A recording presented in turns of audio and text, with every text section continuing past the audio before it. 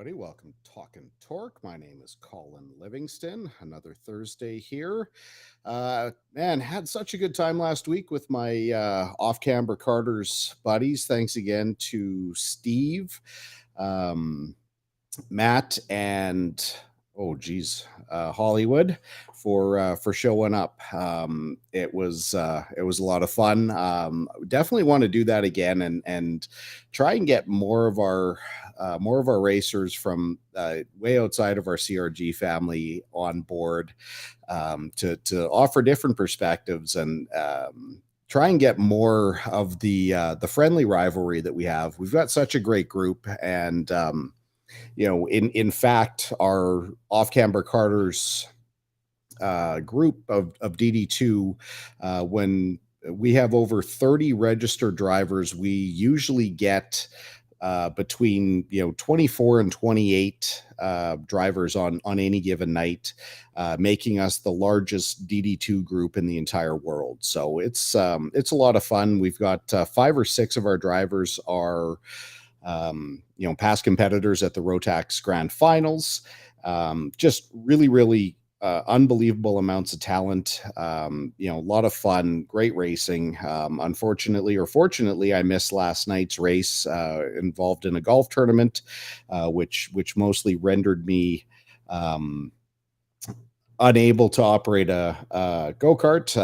I was hoping to be a little bit more intoxicated than what I ended up, but it was a fairly well-behaved day that we were able to drive home at the end of the night. But any amount of alcohol renders me unable to get into a racing vehicle of any kind. And even on my worst day, I would never even think about getting into a go-kart or any kind of race vehicle within 24 hours of having a drop. But lots of fun.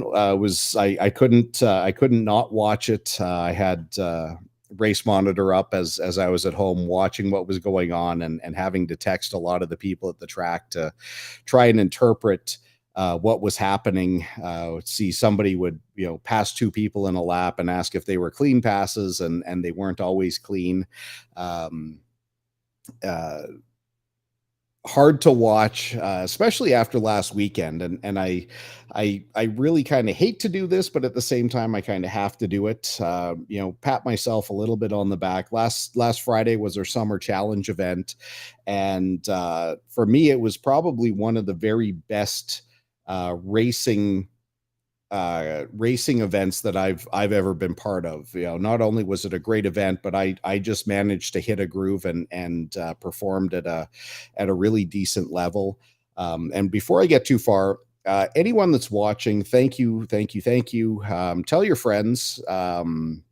But if you're watching on Twitter or outside of YouTube, try and jump on the YouTube feed, which is just at youtube.com/cantork. That's where we can actually interact.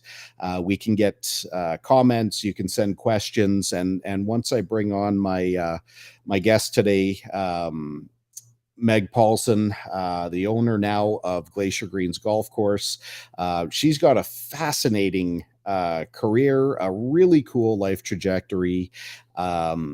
And I know there'll be a lot of people who will remember Meg from her days on TSN Radio, her career as a TV person within the CFRN group and some of the local things, her own TV show, and she'll be jumping on here in a few minutes. But our old friend Mike is asking, your karting is available online? I don't know what that means, Mike. You can't watch online. There's no video feed from our local events. I mean, fortunately, we're only 45 minutes out of town in Warburg. The timing and scoring is available if you subscribe to the online services, My Laps or Race Monitor or any of those. And you can just see the lap by lap scoring.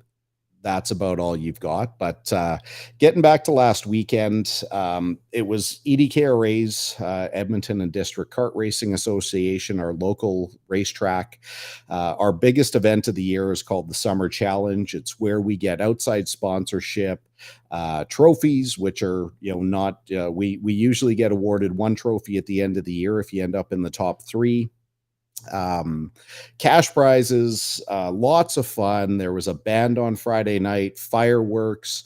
It kind of ties our whole club together. I don't want to say that we're segregated, but our group runs on Wednesdays and the main club runs on the weekends, and this is where we actually get to be at the track at the same time, even when the weekend folks aren't, they didn't do any racing on Friday, but they come out. Generally a lot of people camp at the track, and it's a great way for us to intermingle.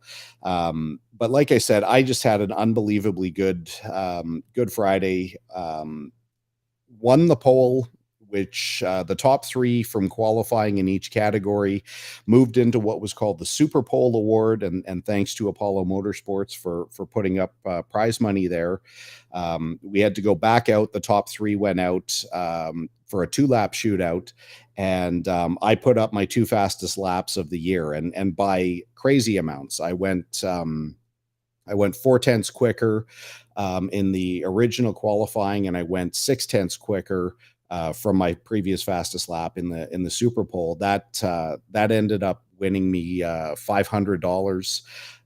Then during the race, I was just running really, really well. I didn't do anything special to my cart aside from having new tires on it, but managed to you know. Without, again, I don't want to say this from an arrogant standpoint. This would be a lot easier if I had some of my other racing people there that could verify what I'm saying, but wasn't challenged at all. Ended up winning the race, which came with a $750 first prize. Ended up with some really, really cool trophies. So we've got the Super Bowl trophy, we've got the first place trophy, and was really happy to be able to share that with my good friend Troy Shelamy, Greg Zazzara. Greg's the one on the left with the beard, Troy's on the right. I've raced with Troy for 15 years. We are always within a few places of each other, and couldn't be a greater guy. But just had an awesome day. It was finally nice to put some of the early struggles that I've had behind me, and actually be able to execute. Of course, I have to thank Tim Ganida, good friend. He was wrenching on my cart. All of my team, John Taskin and Matthew Taskinen, everyone over at Fusion Motorsports, Trevor Polson, no relation to Meg that's coming on, Eileen Torper, Devin Gellings, just great people to be around, great people to have under the fold. And, everyone helps everyone. Fusion was awesome. They sponsored the champagne for all the podiums, which ended up, this really, really cool bottle that's back at my house right now. But other than that, did you guys catch the race at Mid Ohio, the IndyCar race? Didn't get a lot of time to talk about IndyCar or F1 last week because we tried to focus more on the karting side of things. But I thought that was just a crazy good race. Felt like terrible for Colton Herta and Graham Rahal, especially for Graham Rahal. They've had such a tough season, just not qualifying to make the Indy 500 for Graham, having to sub for Stefan Wilson. Finally they get the thing going, was running in the top three, was running second, managed to take the lead on pit stops, and then had an issue on pit road that relegate him back to a top 10 finish. But really, really cool to see that they were able to start getting that team turned around. actually want to try and connect with some of these guys. We're going to be in Toronto here in 2 weeks, and trying to line up some interviews, trying to line up some contact with the IndyCar folks. Of course, we will definitely be getting a lot of coverage with the NASCAR Pinty series. Have a little bit of access to those folks, and looking forward to bringing a lot of that to you guys here. That's not this weekend, but next weekend. So yeah, that'll be a lot of fun. If anyone has questions, we don't know who we're going to get lined up with yet. A few irons in the fire, but we're going to have a great time. We should have Dean will be out, Mr. Blundell, a couple videographers, some of our other sports broadcasters, and we're going to try and turn it into a fairly fun weekend. This weekend, IndyCar off, but F1 moves to Silverstone. Obviously, that's going to be a big deal. So many British drivers, actually a track where they like racing at. There's opportunities to pass, which you can't always say. And we shouldn't have to hear about fucking track limits, at least not to the same extent that we did last weekend in Austria. That was just such a disaster. The F1 needs to regroup and start figuring out a means for enforcing track limits without these crazy penalties. Tag a time penalty on. If somebody goes wide, it's a marginal advantage of hundredths, maybe only thousandths of a second. Start adding time penalties of a tenth of a second, 2/10 of a second for each transgression. This idea of deleting laps and then arbitrarily adding a 5-second, 10-second penalty after the fact when you have no means to try and combat that is really unfair. But instead of listening to me run my mouth, I see Meg's jumped on here. Bring her in here. Wait till she. Oh, there we go. There's eye contact, so I don't have to catch her on her phone. How are you doing, Meg?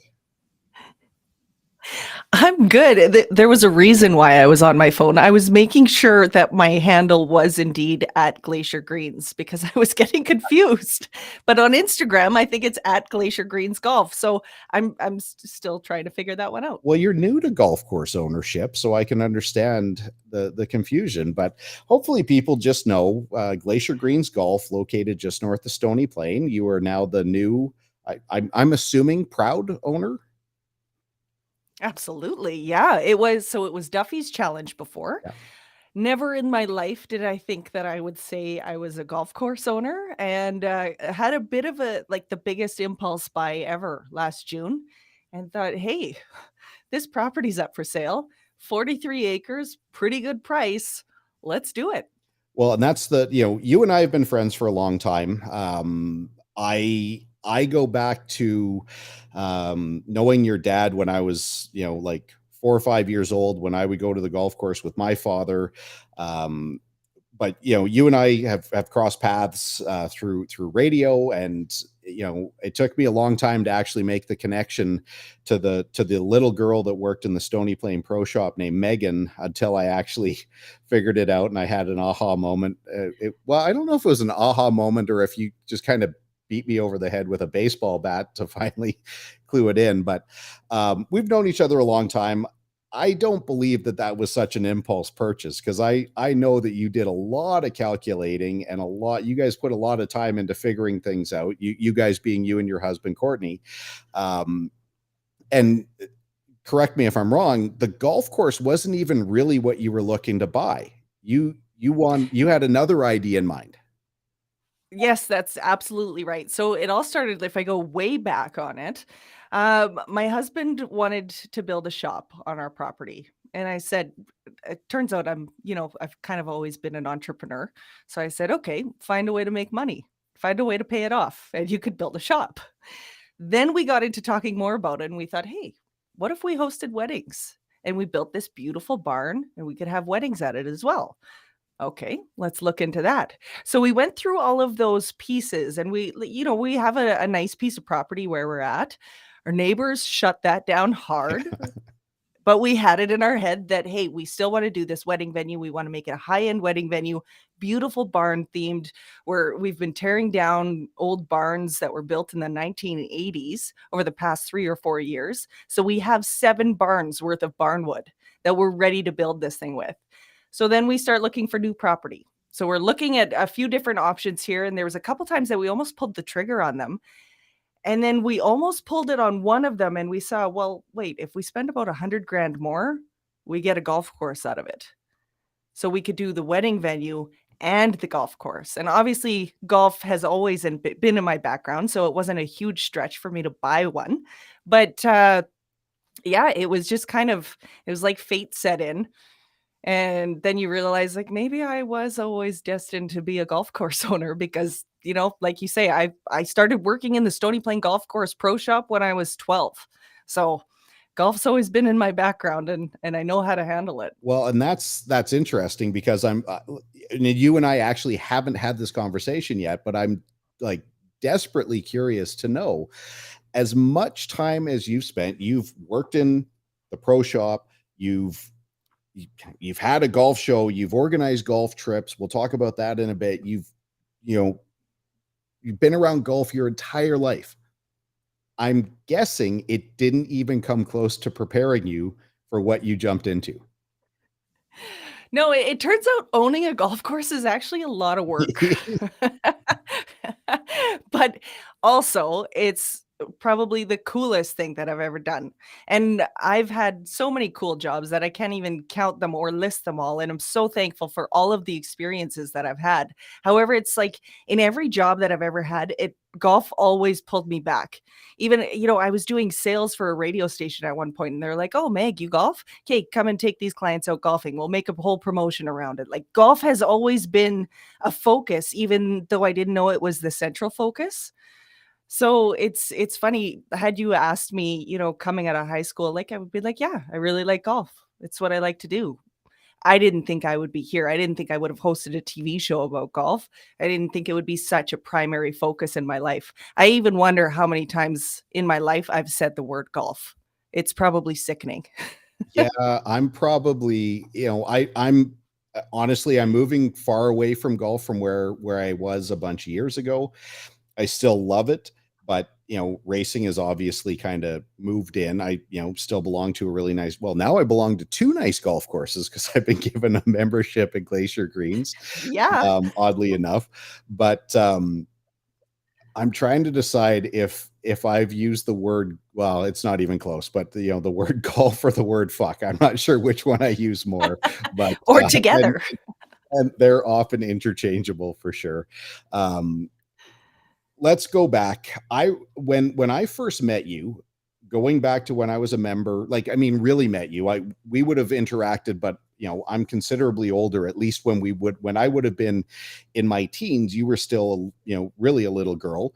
Um, but I remember we went out, and I don't think you remember. We've talked about this. After one men's night in Stony Plain, we ended up going out to local Boston pizza. And I remember you talking about how you were leaving the golf course and you were going to take broadcasting course. And that was your thing. You were going to be you wanted to be a TV person. I'm using my words, not your words. What was it about broadcasting that appealed to you so much that was the route that you were certain that you wanted to go? I guess it was kind of interesting because you spend your whole life trying to figure out what you want to do for the rest of your life. And it's the biggest decision that you're ever going to make, right? So I remember when my sister started looking at colleges and different applications and going through the programs, I started looking through and I saw that Nate had a radio and television program. And I was in grade 9 and I thought that would be really cool. But I always thought it was one of those things that my parents would be like, "No, that's not a job. You can't do that." I don't know why I thought that, but that was in my head. Time goes on, I'm in grade 12. The teachers asked me to do one of the speeches at grad, so they saw it in me. I didn't even know this myself yet. Then we're still trying to figure out what I'm going to do with my life, and they have us do all these different questionnaires. Questionnaire, news anchor comes up. So I was going over it that night with my dad and my brother, and they were both like, you should go in radio. And I kind of went, really? Like I'm allowed to? Which is a ridiculous thing to think, but that's I had it in my head. Like I was the kid that was making my own radio show and taping on a cassette tape, taping songs in between and doing intros to songs. Like that was me growing up. That was a lot of kids growing up, but I did it a lot. That's awesome. So from there, as soon as I had it was like as soon as I had my dad's blessing, I was like, okay, I could do this. So I actually took the radio side at Nate. I went into radio and television and I wanted to specialize in radio because I always knew that the best TV people were the ones that did radio first because you learn to paint the pictures without having the use of visuals. And I liked the idea of, I don't have to do my hair or makeup to go into work. This is great. So it wasn't until, probably 7 years into my career that I actually made the swap over to TV. Yeah, I mean, it was interesting, and I'm going to kind of cross topics here because one of the things that I've always been fascinated with, and the older I get, like when I was young, I had one view. The older I get, I have a different view. But now I'm a father of a daughter. I have lots of women in my life, and the idea when I got divorced that I would have to change my name just never even registered. And how, when we start assigning our name to the women we marry, it almost becomes a possession thing. And I get the idea that we all want to have the same name within our families and all the rest. But when you're in broadcasting, your name is how you market yourself. That's your whole identity. And you've been known by a couple of names since you got into the market. How difficult has that been, to kind of work through that? Not just because obviously there's, whatever you want to call it, there's always going to be some kind of public embarrassment, shame, explanation, like whatever it is when, a marriage ends or when, your name changes for whatever reason. But how tough is that as a broadcaster? It is extremely difficult and something that I never entered into lightly. Um, it is an old-fashioned tradition. That being said, I do want the same last name as my husband. I do want the same last name as my kids. So it's hard when you're a public figure and that's your brand. So all of a sudden, my maiden name is Morrison. So I'm Meg Morrison for the first however many years of my career. And that's what I'm known by. So if somebody wants to hire me to MC an event or to come out to a golf tournament, whatever the case is, how do they find me? Right. So they go to megmorrison.ca, I think it was at the time. Well, it wasn't so when I married my now ex-husband, I didn't even take his name right away, even though he had a cool last name. It was Storms. I didn't take it right away because it was, Meg Morrison was my brand. And it wasn't until I had my daughter Ella that I came back from mat leave when I was working on the Jason Greger show on 1260. And I decided that I am now going to be Meg Storms because I wanted the same last name as her as Yeah. well. Fast forward, that one doesn't work out.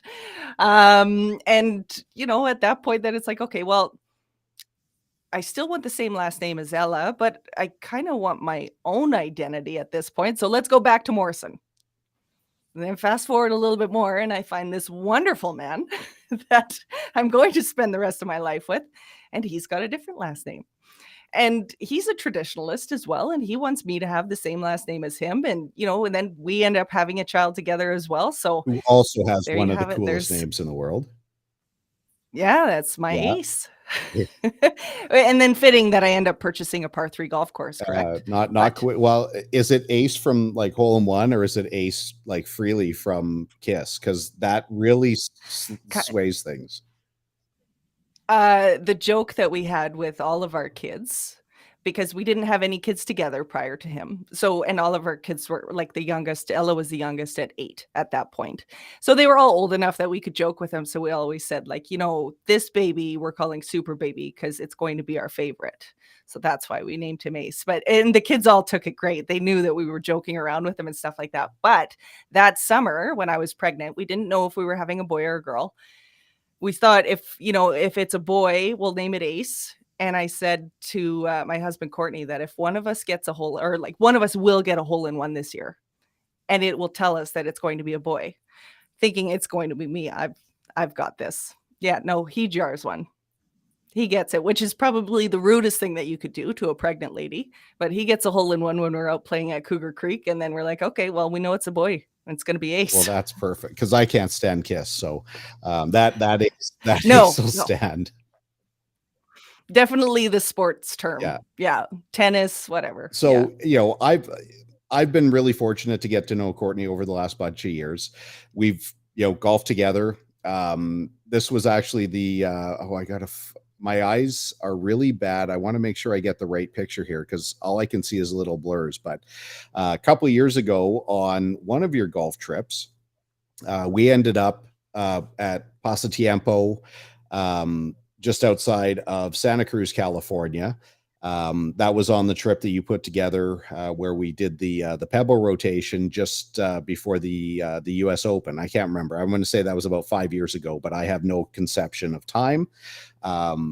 But it was really cool. As a side note, aside from figuring out that Court, is just a super, super nice guy, he's got some golf, like he's got some game to him. He totally does. So that was 2019, and I was about 4 months pregnant there with said Ace. So that was a little bit more difficult on that trip, made for longer days for sure. Was But that no, why I had to drink so much because you weren't drinking? yeah, somebody had to Oh, make up that for it. makes a lot more. I had no idea why I woke up on the floor the first night in the bathroom, Yeah. but that makes it. When you texted me the next day and said, "Where's my golf club?" So Yeah, I don't know. was yesterday at the Carius tournament. I had 3 people come up to me, and I honestly don't know who they are. Who like, hey, yeah, we were on that Pebble trip together. Like, yeah, you're the guy that bought the beer on the on the plane. Like, yeah. Yeah, we had a good time, eh? Like, yeah. They're like, you don't Yeah. remember who I am. I'm like, nope, I have no clue. Oh, no, everybody had a great time on that plane, and that was the beauty about a chartered flight, and the flight attendants were amazing. It was open bar for everybody except for the pregnant lady. Oh, it was So, open. yeah, no, you guys had a great time, but I remember having to walk my way back through the plane when it was time to land and physically tell everybody and push them down and say, "Time to sit down and buckle up," because you couldn't hear anything over the speakers. That's how loud it Now, was. I have to be honest. I don't believe I was one of those people. I'm usually very well behaved and probably have my seatbelt on the whole time. But if that was me, I apologize. There was speakers going. There was, like, loud music. I've never seen anything like that in my life. It was It was amazing. good times. Yeah, it was great. But anyway, back to your first question. No, Court is a natural athlete, and he never really golfed a ton growing up, but he's always he's one of those guys that's good at everything. It's super annoying. And ever since we got together, and then it's like you have an excuse to golf when your wife golfs or when your girlfriend golfs. It's like, oh, I've got this now. I'm allowed to go, right? And it's more me pushing him. And no, he's great. He's dialed in now. It's How awesome. often are you guys playing now that you have a golf course at your disposal? Are you actually playing? We played once this year, and it's July. So that's got to be a new record. Someday, I I just got someday 4, we'll have, so I'm not a lot ahead of you.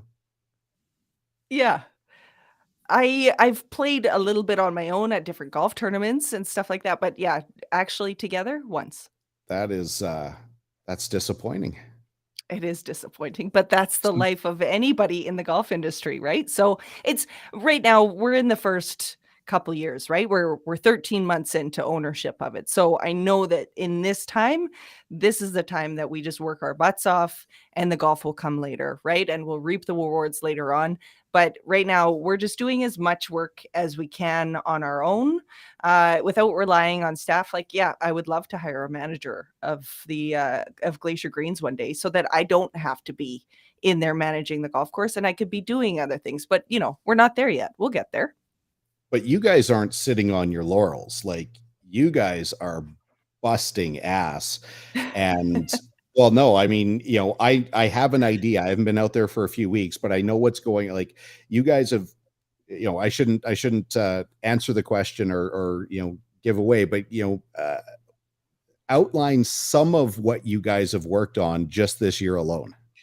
So before, when you pulled into what was Duffy's Challenge, there was a big traffic circle there, and it was the biggest waste of space. It was just a big pit filled with trees.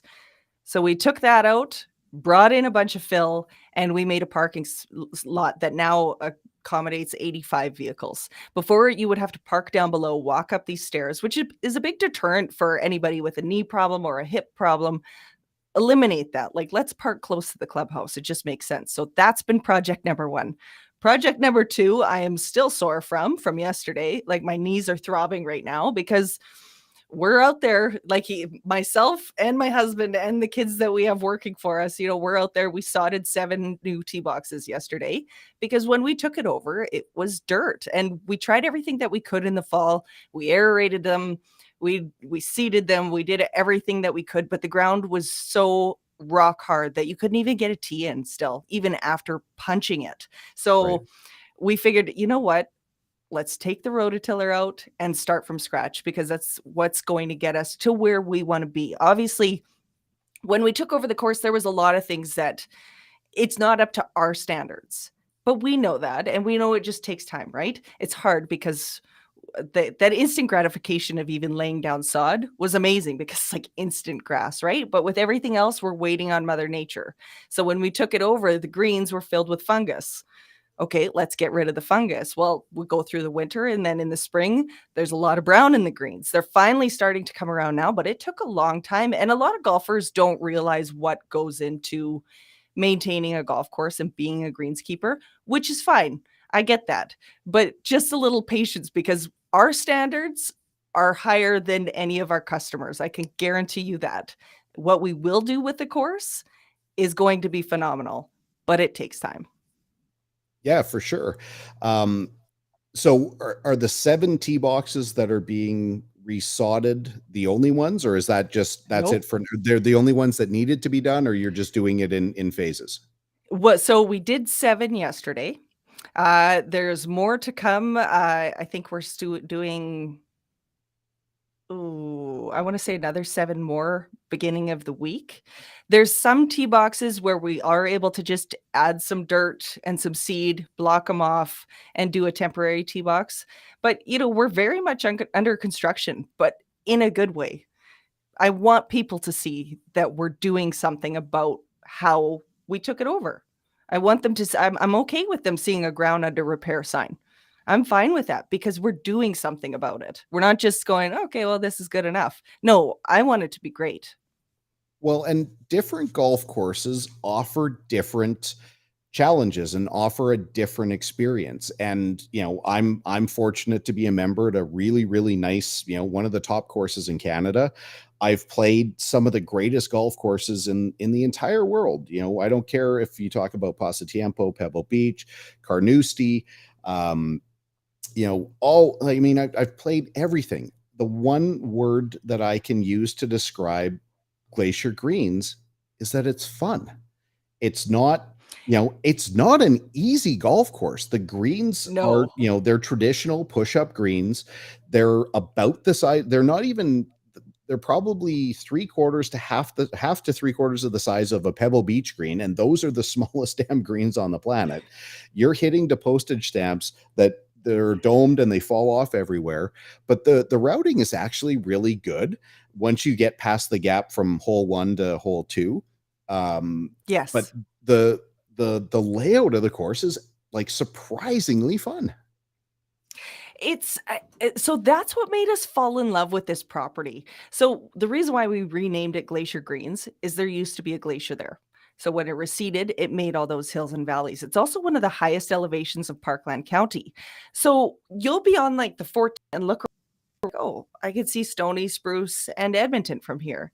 It's absolutely beautiful. It's breathtaking. Oh, I love that shot too. It's rolling hills, and then you've got the dark sky in the background. It's perfect. Um, so Like that's why it's actually gorgeous. It absolutely is, and it's got so much potential. That being said, still a lot of work that needs to go into it, but I know why they called it Duffy's challenge before. It is a challenge, except for Duffy was named after a dog, so I was like, "Well, it's not my dog, so that name has to go." But it is a challenge out there, and they are postage stamps. That's how I describe the greens too, and there are things that we wanna do with the greens as well to make them more playable for beginners. That's a large focus of our marketing right now, is just getting people out on the golf course. There's too many golf courses that are, just saying no to juniors, saying no to beginners. You know, a little bit of selfishness with they can make more money off of a full adult round than a junior round. I want to grow the game. I've obviously always been in golf. This is a huge part of my life, and I want to see the kids play. So we've started up junior leagues there's 90 kids in the league that I Holy teach moly. lessons to every Monday and Wednesday. No, but like if you bring an adult out, yeah, you can charge full price for a round of golf at whatever it is, 40, 50, 60, 80, $100 a round, and you make more in that moment. But eventually the sport dies because you don't bring in young blood, you don't bring in new people. You bring in a bunch of juniors and get them into the game of golf. Now you've got a customer that not necessarily is going to spend $100 at a time, but they could spend $50,000 over the course of their lifetime, or whatever the number is for what lunatics like us spend on golf in our life. And you've got the next generation. Plus, once you've got a junior, then the junior wants to bring their friend out, and then once you get that group, then you've got buddies, and then once you've got that, then you start fighting. And once wait, no, not the fighting part, but everything before that. It's honestly been so rewarding to watch it. So I've even brought in kids golf free every day of the week. Every weekday before 2 and every weekend after 2, bring a kid with a paying adult and that kid golfs free. What Because if we I'm need to really immature? no, that doesn't count. I need to see a birth certificate. Yeah. There have been parents that have tried to manipulate it and try to get free golf even though there weren't any adults. I flat out said, I'm already doing a really good thing here. Like, don't Yeah. take advantage of me. Yeah. I'm trying my best to do what's best for the game. Don't mess with me on this one. Yeah. Like, why do you have to push me? But no, I want to see more kids come out, and that's what's happening with junior league. Is that I bet by the end of the summer we'll be over 100 kids because more and more kids keep joining every week because their friends are coming, and it's just a nice and relaxed atmosphere. And come on out, learn how to play here. Don't get intimidated. Don't have a starter pushing you off the first tee, telling you, oh, you better play off the reds up there. Have a nice and relaxing time and learn the game. I want you to graduate and go play a championship course, but I want you to bring your kids to Glacier Greens. So while you have 90 or 100 kids in the junior program, how many actually come out on junior night or your Monday, Wednesday? It's usually about 40 to 50 kids a night. Really? So, yeah, it gets a little exhausting, but it's How do you it's have any so hair fun left to in your watch. This is a wig. head? Clever. No, I'm just used to lots of kids, I guess, but they book tea time, so they come out between 4 and 6, and so Okay. every time with every group as they're going off the tee, I teach them that lesson that day. So I'm saying the same lessons about 20 times in a row, but I'm going over something for them to focus on each lesson. Uh, I went over obviously they're juniors, so they are using drivers on a par 3. I went over the driver lesson with them. Move everything forward, wait for it a little bit. This is how you swing a driver, all of that. An 8-year-old gets a hole in one that night. Does that make you proud or piss you off? A little bit of both. I was Yeah. like, I'm taking half the credit for that because I gave you that lesson. And then he comes off the course and says, that was my first real time golfing. This is pretty fun. I'm like, I bet it is. Uh, Like, what's the protocol when an 8-year-old gets a hole in one? Like they have to buy apple juice for everyone in the pro shop, or that's what I was wondering too. I didn't know what was appropriate for it. It freezies all around.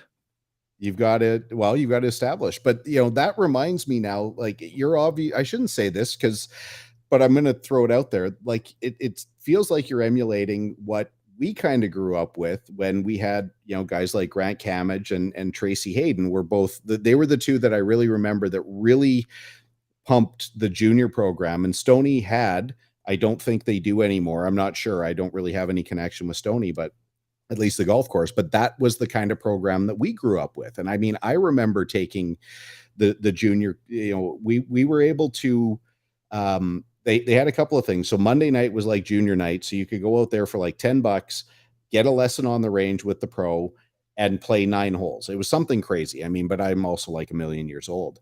But they also had a deal where you could play 9 holes before 8 o'clock for $10.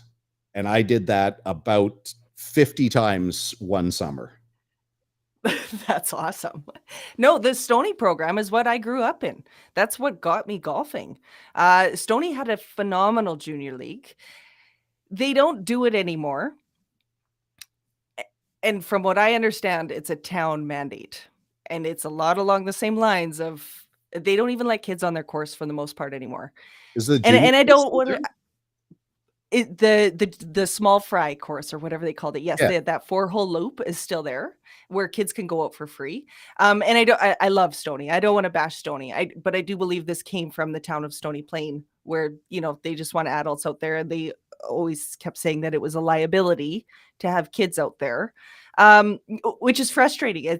I remember even, when I first had my daughter Ella thinking, let's take her out there. And it was no kids allowed.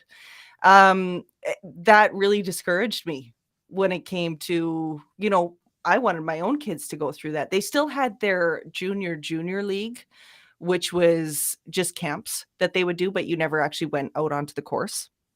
You would just end up doing that 4-hole loop and the rest of it was just lessons on the range.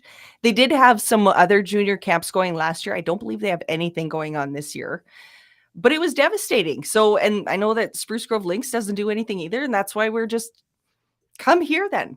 Come to Glacier Greens That's and great to create that this is where we'll do environment. it.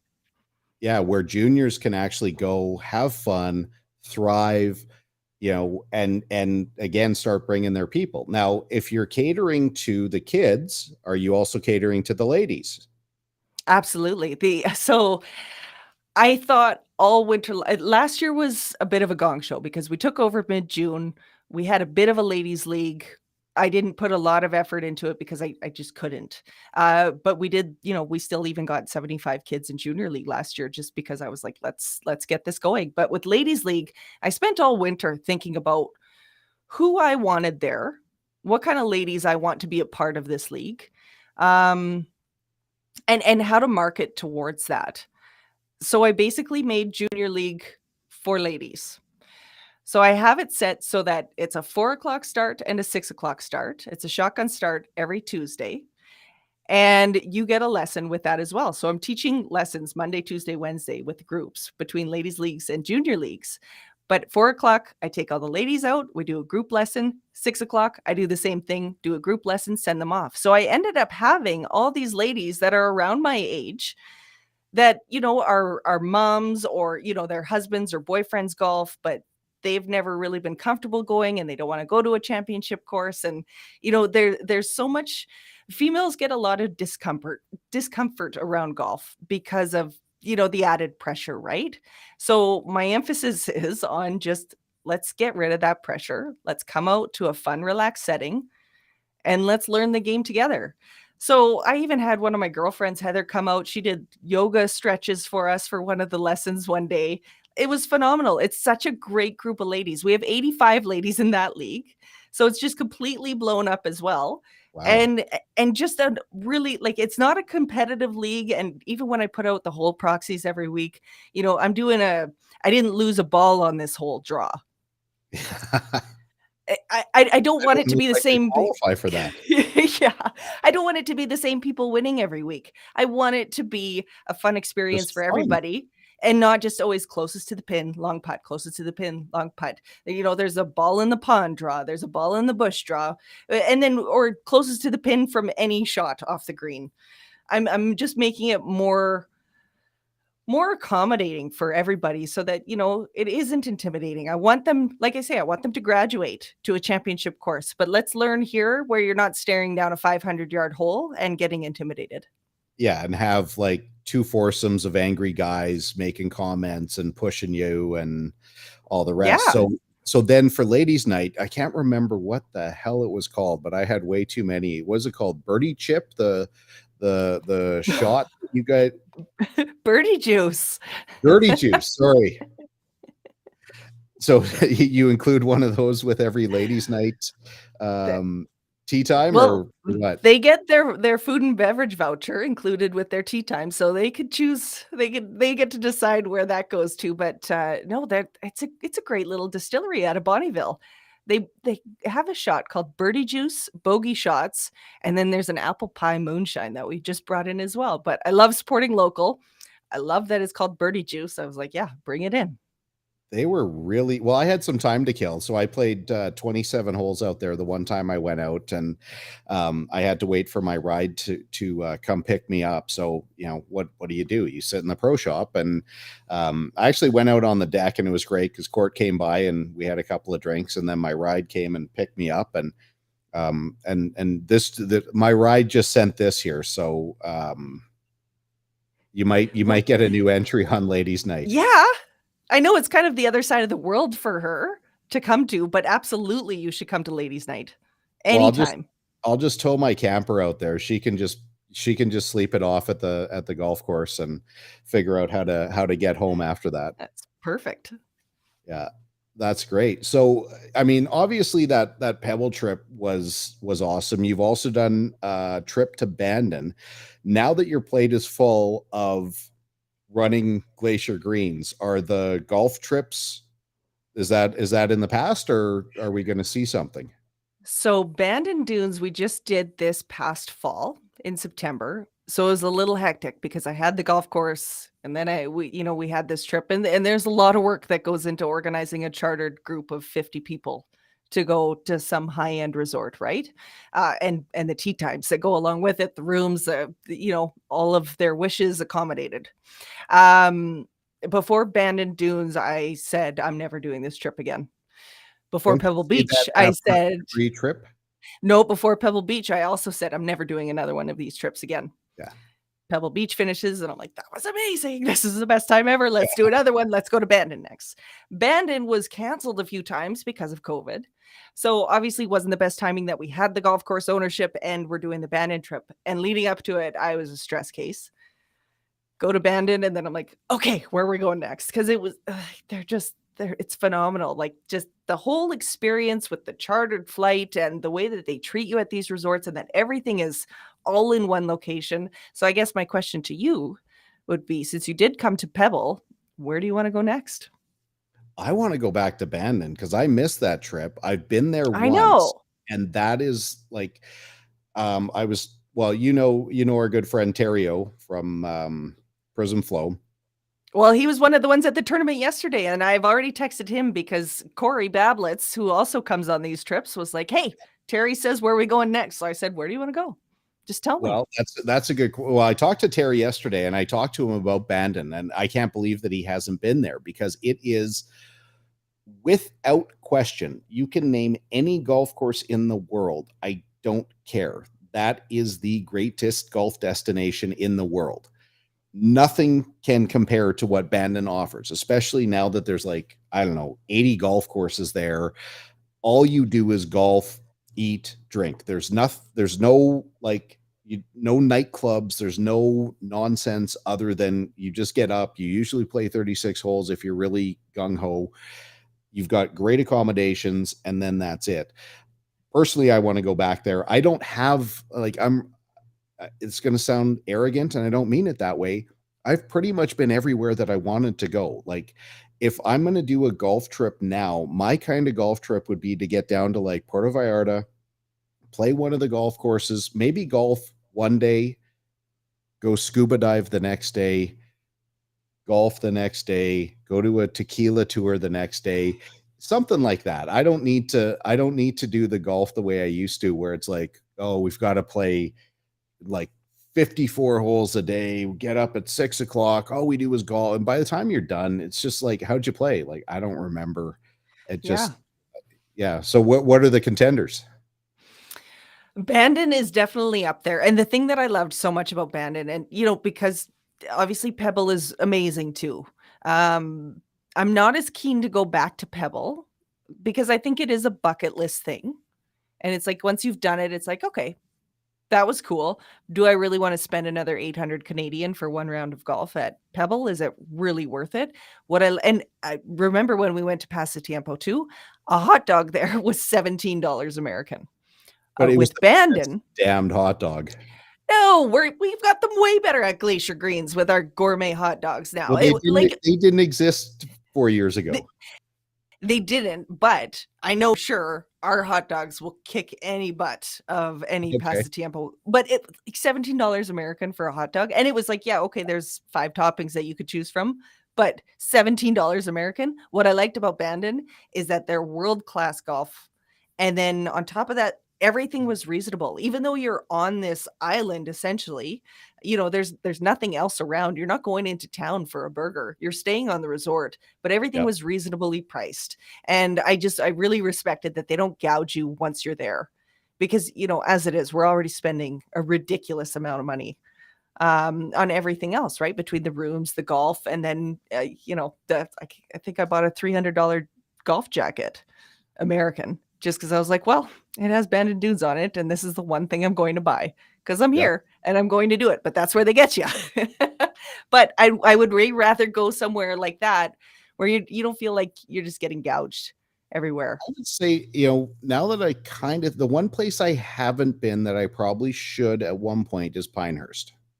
Pinehurst, I've looked into. Pinehurst is a little bit more difficult with a chartered flight because of the time change.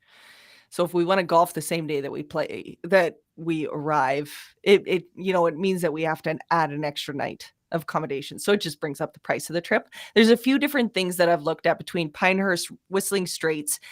For some reason, Cabot won't do a group above 24 people. I was like, you are missing the boat here, because why would I charter a flight for anything less than, it's got to be at least 50 to make it worth it for everybody, so that it's not just a really ridiculously expensive flight. Turns out flights are very expensive. So it's got to be spread out amongst the masses. The charter flight from here to Cabot, if you actually take a look at the distance and the time, you can be in Scotland in about 2 hours more than what the flight to PEI would be. So Yeah. if you're going there, you might as well go a little bit further and get that original experience. Yes. There's a bunch of different options that I'm looking for. The problem, so I even talked to Pebble again about what, could we do this, or, what if we had a group of 100? They said to have a group of 100, you have to have single room accommodations for at least 70% of the group. So there's no double occupancy. There's no, And those are $500 or $600 a night. American. It was Yeah. $699 American a night when we went in 2019. So who knows what it is now. So that makes me not want to work with them as much. I would rather go somewhere where, it feels a little bit more appreciated. But yeah, still looking into it. And yeah, I can't remember who it was now that I'd have to look it up. Somebody else, another resort that I was talking to. What's the one in Missouri? Is it Missouri? Oh, I'm just totally drawing a blank right now. That's okay. It happens when you're live. Anyway, with them, they're, here's what the cost is. Everything is non-refundable. It's like, okay, even like 3 months out, 6 months out, then that makes me not want to play ball with you so much, because you know what? Yeah. COVID happens. Things happen that you don't think, like, yeah, I'll book this flight, and then what if, right? Yeah. I don't want to play ball with somebody that won't play ball with me. I've played, again, I don't want to make this about me, but like I've golfed in, a place like Maui. I've played, Kapalua multiple times. I've played, the Emerald Course at Wailea. I've played all over that island, and it's really, really fun golf. But I got no desire to go back to Maui because it's just turned too expensive. Like everything I'm looking at now, when we, book, like we were talking the other day about where are we going to go, in the winter, if we're going to go somewhere in the winter, it always comes back to Mexico. Like go to Cancun, go to PV. At Cancun, I don't like as a city, but their scuba diving and their golf is really good. PV, their golf is really good, but their scuba's not so great. So, I mean, if it's the Colin trip, I'm gonna be a little confused. But there's so many great golf courses. In it's like if you're in the Cabo area, the golfing in Cabo is like in, indescribably awesome. Like, Mhm. the problem is one of my favorite courses is Cabo del Sol. The ocean course is now private, so you can't just book and get out there. You used to have to just stay at the Sheraton Hotel, which was great. It's on the water, but now it's really really tough to get out there. Oh, But yeah, that's it's just my I 2 cents. know. There's a lot of research that goes into one of these trips because it's obviously, what's the plane gonna cost to get there? What kind of crowd are we marketing towards? Are we wanting to find something that's more, Pebble Beach was 5 grand a person. It's not cheap to play 3 rounds of golf, but that's what it costs to go there and spend the night there, right? So obviously it was kind of twofold. There's business owners that had a little bit more disposable income, but then there was guys that were literally tearing up saying goodbye at, the baggage claim, saying, "Thank you so much for putting this together. This was just bucket list for me," so guys that save up to go on You these trips. So I kinda you want told to me that you weren't going to tell people that I cried. I said a couple guys. So it could have been you, but it could have been somebody else. It was not me. Yeah. No, but I did have Every guys like time I that, cry, which it's when I laugh too hard. well, and, for me, I'm putting this on because I wanna go.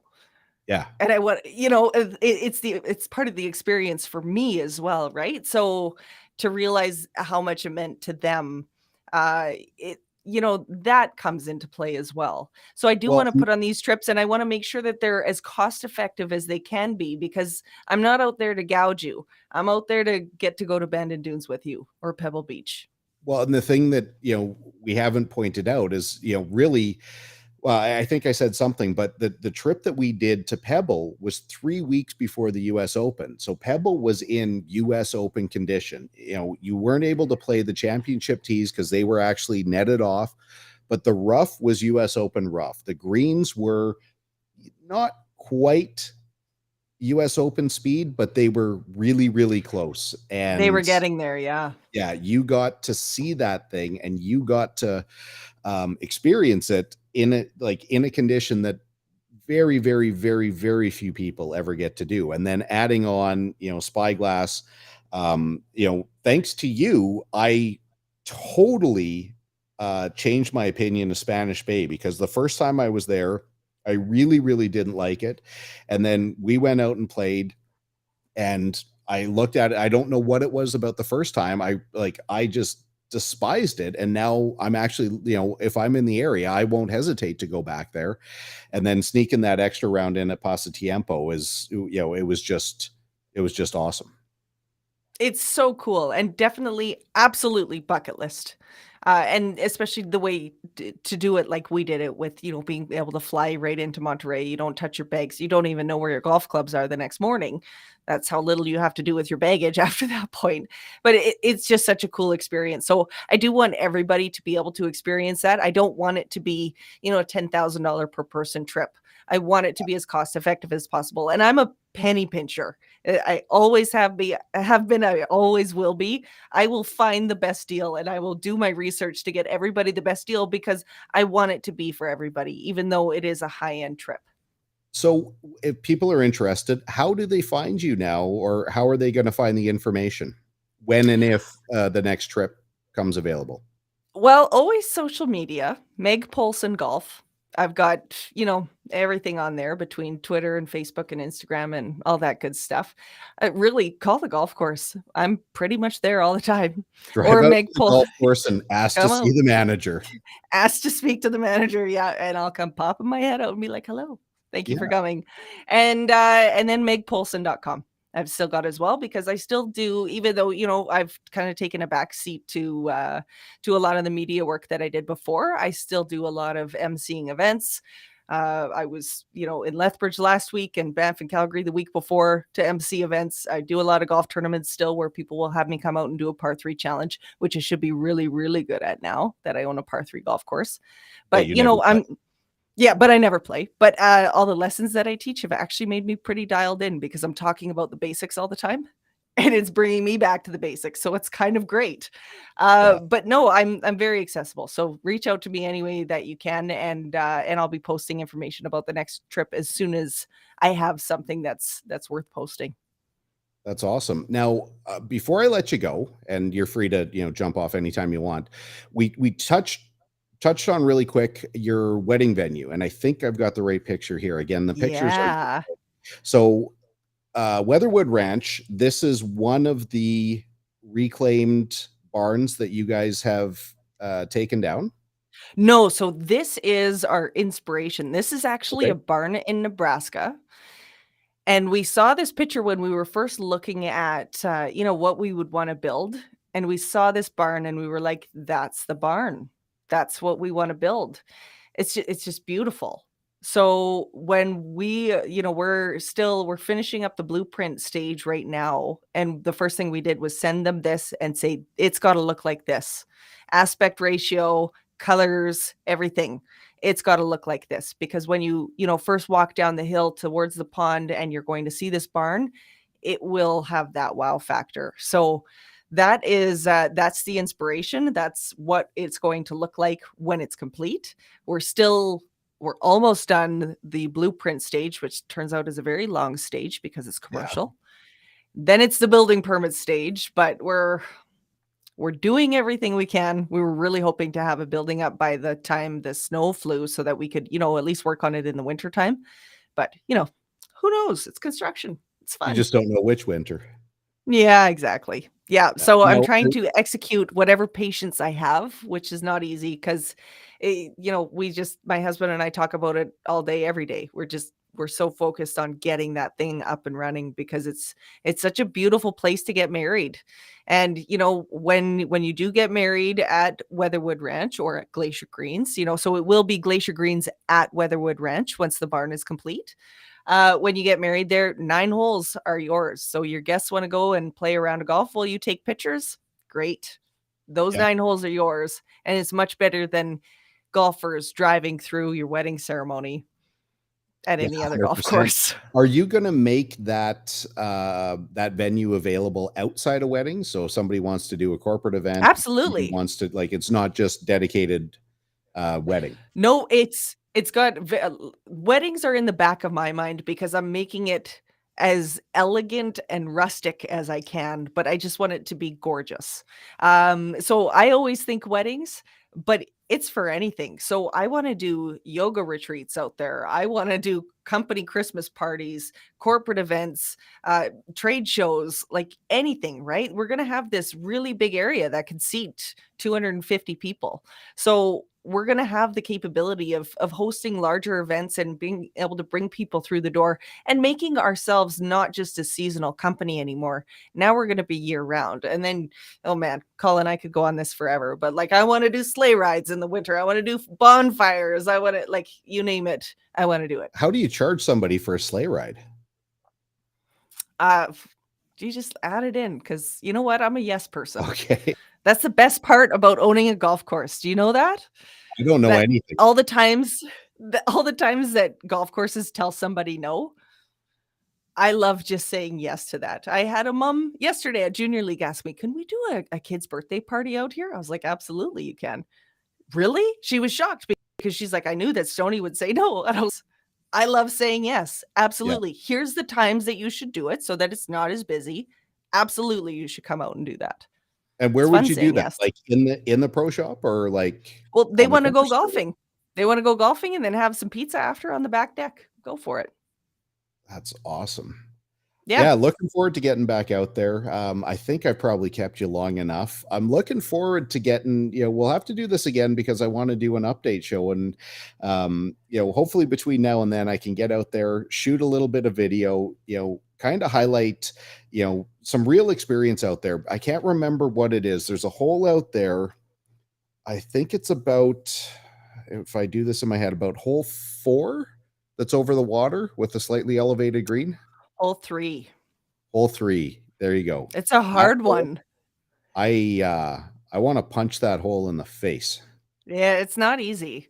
I think I pumped 3 balls into the water there, and I still don't know why, because I went off of the yardage and I went off of the wind and I tried to calculate and adjust after the first 2, and I didn't get a ball in play there.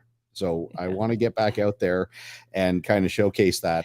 But yeah, hopefully we can get you back later on this year and kind of give updates.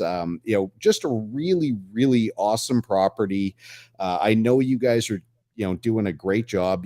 I think you neglected to mention that you've also rebuilt some of your cart paths out there. Yes, we're getting there even more so. We're starting with the cart paths. Not a ton of them have been done yet just because of all the other projects that we're taking priority. Now that we have some of the sod down though, the clock starts on 4 weeks until we could play on that. So that was big priority to get that done. And then we could start working on some of the other projects. But yeah, it's pretty cool, and I quite enjoy the days that I get out to go out there and do sod and not just sit in front of a spreadsheet or sit in the clubhouse. It's fun for me that I get to go do the maintenance side as well, as weird as that sounds. No, I mean, you got to love what you do. Really looking forward to seeing how the course transforms and matures and develops. I know once you guys, there won't be an end point, but I know after a very short amount of time, the course is going to be one of, at least one of Edmonton's most sought after destinations, because again, the thing that pops out about Glacier Greens is that it's just plain fun. And Yeah. that's, golf needs more of that. It doesn't need to be, so expensive, so high end, so hoity toity, bunch of rules, bunch of nonsense. Like, just come out, have fun, have a bite to eat, and go home. It doesn't have to be a 4 hour day. I think I played my 27 holes in about an hour and 45 minutes. Oh yeah, you can whip through there. As a single, you can go through as fast as you want. It's pretty great for that. But Yeah. yeah, you'll have to let me know the next time you're coming out to claim some of your lifetime membership. And we'll go golfing together. And then hopefully on the update, I won't have it like more gray hairs next time that we talk about the course. But I, I I think I plan, think we're surviving. We might not be thriving. We're surviving though. And we're doing a yeah. really good job at it right now. If you can survive, you're winning, and I will promise unquestionably that I will have far more gray hairs than you and Court combined. So that's a contest you won't have to worry about winning or Yeah, but losing. it works for you. I'm not going to change it. No, it It is works. what it is. The only thing I hate is that everything that's growing, I've got this balance between hating shaving and hating having a beard. I hate both of them. So I'll go through a period where it grows, and now everything is just white. There's no color left, and it's like, damn, you are an old mother. No, So you don't have the eye wrinkles and the saggy like jaw and stuff, so you're good. it's there. Fortunately, my camera's not high enough resolution to Just keep transmit backing it, up. but we actually have plans. We're tentatively talking about coming out on Saturday. So Oh, surprise. perfect. I've got to go out to Okay, the well, let go-kart me track know. and do some stuff out there, and then we were talking about on the way back popping in. So if there's a time, I'll send you a note after we're done, and we can try and line it up a little bit more formally if you are available. Absolutely. Well, Meg, thanks for really having me appreciate. on. Oh, No, any this was great. Yeah, this is we'll always do more call-in time. So this is great. Thanks so much for making me a part of it.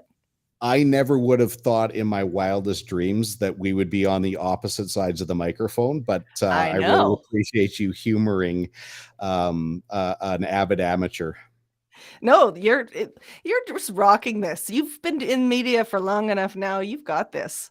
Uh, yeah, well, the nice thing about the way I do media is I never have to worry about getting laid off or having my radio station shut down. Although, there's no more Cantor Grace report because the radio station shut down. But things are looking good.